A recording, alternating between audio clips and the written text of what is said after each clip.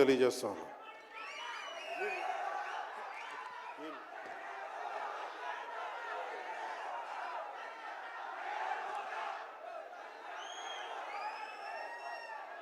అలాగే తెలంగాణ సినిమాటోగ్రాఫర్ శాఖ మంత్రి శ్రీ కోమటిరెడ్డి వెంకటరెడ్డి గారు రావాల్సి ఉండింది, కానీ ఆయన మనకి సీఎం గారు రివ్యూ మీటింగ్ల వల్ల రాలేకపోయారు.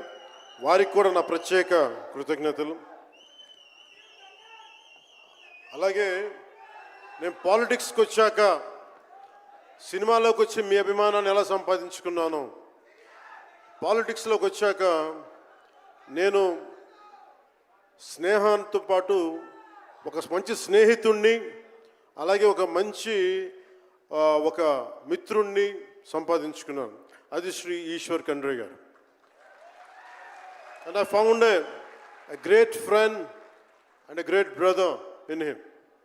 I am truly grateful to you, sir, from coming all the way from Karnataka, for making your time in your busy schedule, and I'm eternally grateful to you for making your presence felt here. Your blessings and your kind words and your good words are truly inspiring, and we will truly cherish this moment with you, sir. We are grateful to you. అలాగే కందుల దుర్గేష్ గారు, గౌరవ పర్యాటక సాంస్కృతిక శాఖ మరి cinematograph శాఖ మార్చులు ఆంధ్రప్రదేశ్ ప్రభుత్వం. అలాగే ప్రత్యేకించి రఘురామకృష్ణరాజు గారు, మీకు తెలుసు కదా, ఆయన గురించి చెప్పక్కర్లేదు కదా, గౌరవ ఆంధ్రప్రదేశ్ శాసనసభ ఉపసభాపతి. ఆయన మాటని శాసనసభలో చూడాలి, చాలా ఆనందంగా ఉంటుంది ఆయనతోటి. వారికి కూడా నా ప్రత్యేకంగా ధన్యవాదాలు.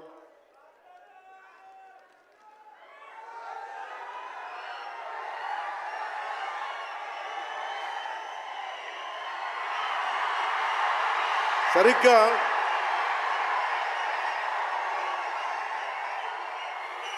ఒక 2 సంవత్సరాల క్రితం భీమ్లా నాయక్ రిలీజ్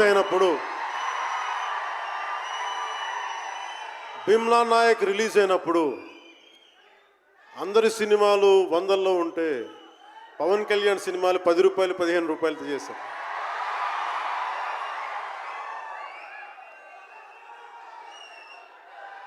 నేను ఒకటే చెప్పాను ఆ రోజున, మనల్ని ఎవడు రాపేది.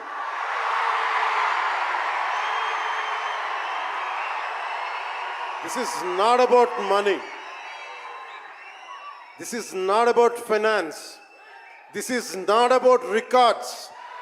This is about damn guts. This is about damn courage. This is about damn tenacity. We are here. We will stand by. We will serve justice.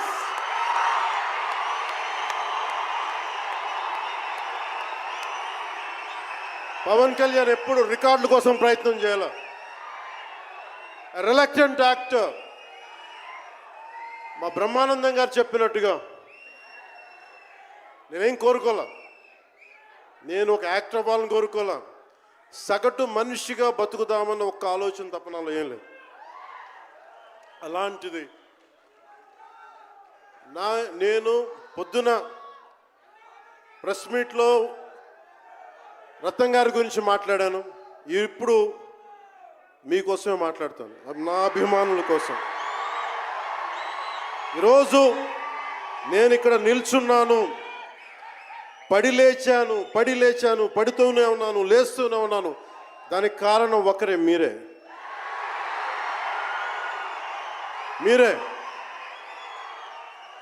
పడిపోయినా, కింద పడ్డా, లేచినా, ఉన్నా, అన్నా నీ వెంట మేము ఉన్నామని. నా దగ్గర ఏమన్నా ఆయుధాలు ఉంటాయా? నా దగ్గర ఏమన్నా గుండాలు ఉంటారా? నా దగ్గర ఎవరు లేరు, గుండెల్లో ఉండే మీరు తప్ప.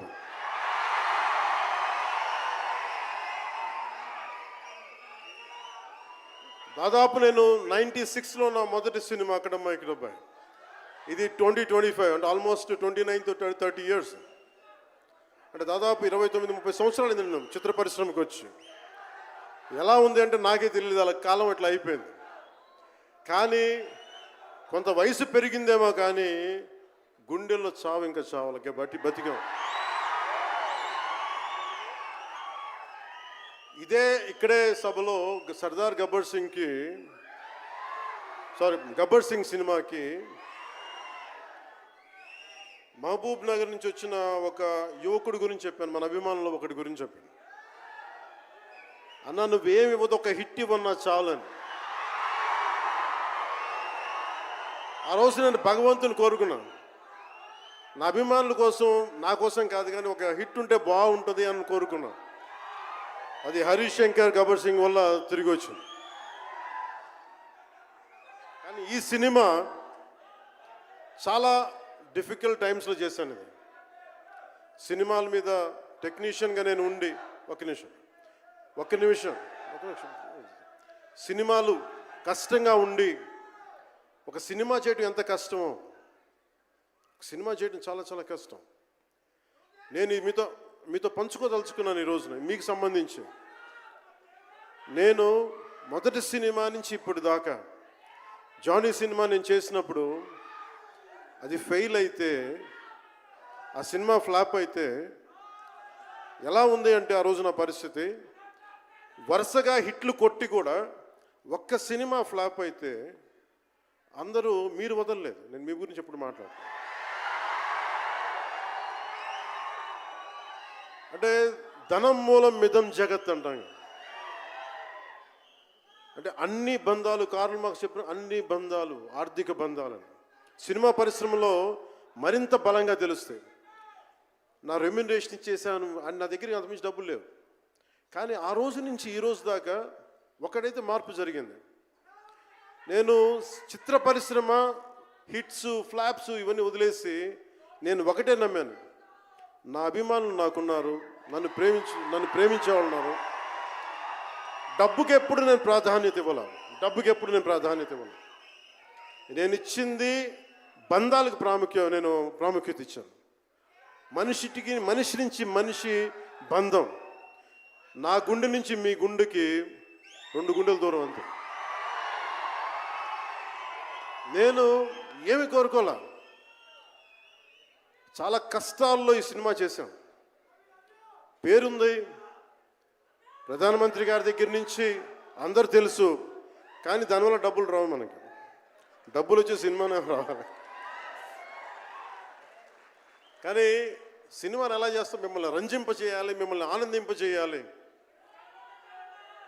మనకి ఖుషీ లాంటి సినిమా తీసిన ఏఎం రత్నం గారు ఎప్పుడో 2017లో ఎప్పుడో నా సినిమా వచ్చి, మీరందరూ తిడతా ఉంటారు కదా నన్ను, ఎంతసేపు రీమేకులు చేస్తావు అని. కరెక్ట్, ఏం చేయమంటారు చెప్పండి. మనకెవరు పెద్ద పెద్ద దర్శకులు లేరు. మన కింద నుంచి వచ్చిన వాళ్ళం. మనకి ఒక్క నిమిషం,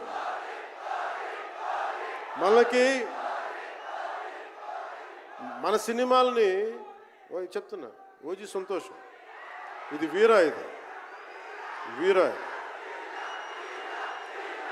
మీకు ఈ సినిమా గురించి చెప్తాను మీకు. అంటే మనకి దర్శకులు ఎవరు లేరు. నన్ను అందరూ కూడా ఈ రీమేక్ చేస్తే వీడితో పని అయిపోతే డబ్బులు వస్తాయి, వీడికి రీమేక్ చేస్తే డబ్బులు వస్తాయి. మధ్యలో నేను చేసిన పాపం వల్ల ఒక ఫ్లాప్ తీసాను అంతే. ఆ ఫ్లాప్ తర్వాత నా గ్రిప్ రాలే మళ్ళీ ఫిల్మ్ ఇండస్ట్రీలో. మళ్ళీ నాకు నిలబడింది ఒక త్రివిక్రమ్ శ్రీనివాస్ నిలబడ్డాడు నా కోసం. ఆయన ఎవరో కూడా తెలియదు నాకు. ఎవరన్నా సక్సెస్లో వెతుక్కొని వస్తారు, అపజయాల్లో వెతుక్కొని వచ్చిన నా మిత్రుడు, ఆత్మ బంధువు త్రివిక్రమ్ శ్రీనివాస్ వచ్చి అప్పుడు జలసా తీశారు. కష్టాల్లో ఉన్నప్పుడు లేదు, అడ్వర్సిటీ రివీల్స్ ట్రూ క్యారెక్టర్ అంటారు. కష్టాల్లో ఉన్నవాడే వచ్చినప్పుడు స్నేహితుడు. అలాంటి స్నేహితుడు నాకు భగవంతుడు త్రివిక్రమ్ శ్రీనివాస్ ద్వారా వచ్చాడు. అలాగే ఎందుకు రీమేక్స్ చేశాను మీకు ఉంటుంది కదా. నా పార్టీని ఎవడు నడుపుతాడు? కొత్త కథలు తీస్తే ఎప్పుడో వెళ్ళిపోద్ది. నా భార్యని కానీ నా పిల్లల్ని కానీ ఎవరు పోషిస్తారు? నేనే పోషించుకోవాలి, దానికి డబ్బులు కావాలి, పార్టీ నడపాలి. వీటన్నిటికీ రీమేక్ అనేది నాకు కొంచెం ఈజీ దారి అయింది. సొంత సినిమాలు కొత్త సినిమాలు చేయలేక కాదు, వేరే దారి లేక. నాకు దేశం పిచ్చి, సమాజ బాధ్యత పిచ్చి. సినిమా మీద ఉన్న కరెక్టే, మీరంటే నేనంటే మీకు పిచ్చి.